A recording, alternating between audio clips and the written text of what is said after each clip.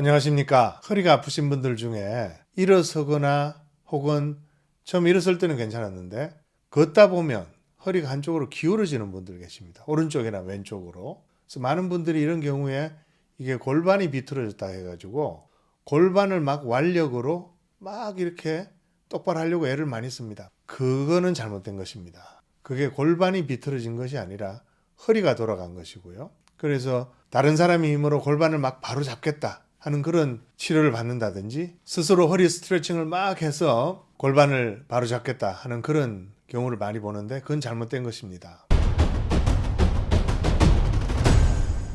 허리가 한쪽으로 비틀어지는 것, 오른쪽 왼쪽으로 측면으로 비틀어지는 걸 갖다가 척추측만증이라고 합니다. 척추측만증에는 아이들이 자라면서 성장기에 자라나는 그 척추의 모양이 조금 바뀌면서 생기는 특발성 척추측만증이 있고요. 그 다음에 근육마비가 와서 근육병이 있거나 신경질환이 있어가지고 이 근육에 심한 마비가 와서 생기는 마비성 척추측만이 있고, 그 다음에 연세가 드시면서 아주 오랫동안 막 허리를 굉장히 심하게 사용한 분들이 척추가 퇴행이 되고 찌그러지고 할 때 오른쪽 왼쪽 높이가 다르게 찌그러지면 한쪽으로 기울어지게 됩니다. 그런 걸 갖다가 퇴행성 척추측만증이라고 그러죠. 그런데 허리가 아파서 걷는 동안에 점점점 한쪽으로 기울어지는 이런 경우는 측만증이라는 진단을 딱 붙이지는 않습니다. 측만증은 스콜리오시스라고 그러는데요. 이렇게 아파서 허리가 한쪽으로 기울어지는 경우는 스파인 리스트 혹은 스파인 쉬프트 이렇게 말하기도 합니다만은 저는 편의상 painful listing이라고 하겠습니다. 통증 때문에 기울어진다 이런 뜻이죠. 통증 때문에 한쪽으로 기울어지는 그런 상황을 이야기하는 거고요.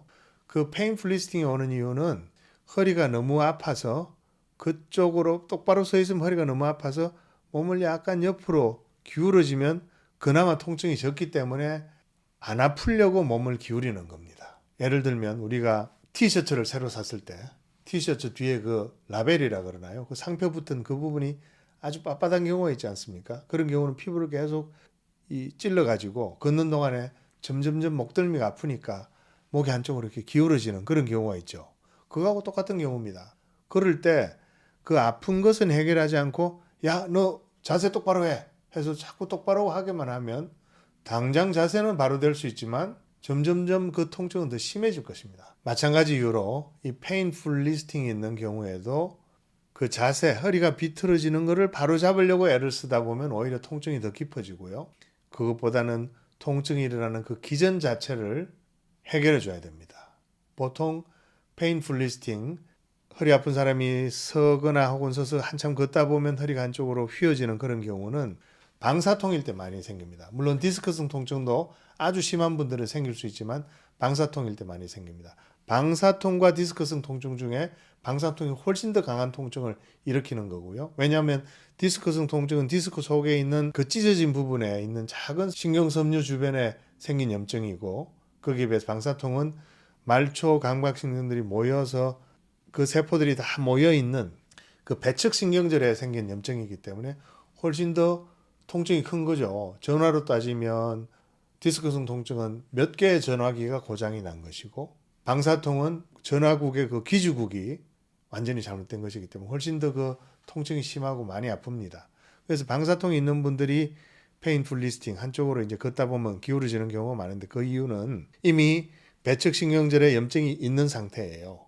그런데 누워 있을 때는 그 배측신경절이 당겨지거나 눌리지 않는 상황이 되어 있는 겁니다. 그러다 일어서거나 혹은 일어서서 걷는 동안에 점점점 그 디스크가 탈출이 더 많이 되면서 배측신경절을 잡아 당기거나 누르거나 하는 그런 상황이 깊어지기 때문에 통증이 심해져서 그걸로부터 피하려고 몸을 이렇게 기울이는 거죠.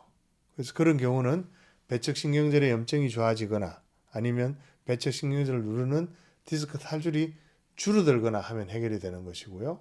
그 치료가 되는 게 가장 중요한 것입니다. 그래서 기본적으로 배측신경절을 당기거나 누르는 그 디스크 탈출을 좋게 하려면 당연히 척추위생이 기본으로 쫙 깔려야 되고요. 항상 그 척추위생을 지켜서 디스크가 안으로 들어가야 되는 거고, 그 위에 배측신경절 염증을 줄이기 위해서 염증 치료를 할 거냐 말 거냐, 한다면 어떤 치료를 할 거냐, 이런 과정을 통해서 통증을 일으키는 그 기전이 해결돼야 됩니다. 얼마 전에 오셨던 여자 환자분이 그런 경우였는데요. 이분이 작년에 허리가 한 5분만 걸어도 한쪽으로 막 휘는 그런 상태에서 진료를 왔었습니다. 보니까 4, 5분 디스크 탈출이 아주 크게 튀어나왔습니다. 그래서 척추위생 잘 가르쳐드리고 스테로이드 주사도 한번 맞고 해서 꽤 많이 좋아지셨는데 중간에 또 한번 재발을 좀 심하게 했었습니다. 그때 기록을 보니까 누워서 이렇게 다리 드는 그런 나쁜 운동을 많이 하셔서 그런 상황이 됐더라고요. 척추위생의 중요성을 다시 한번 설명해 드리고 스테로이드 주사는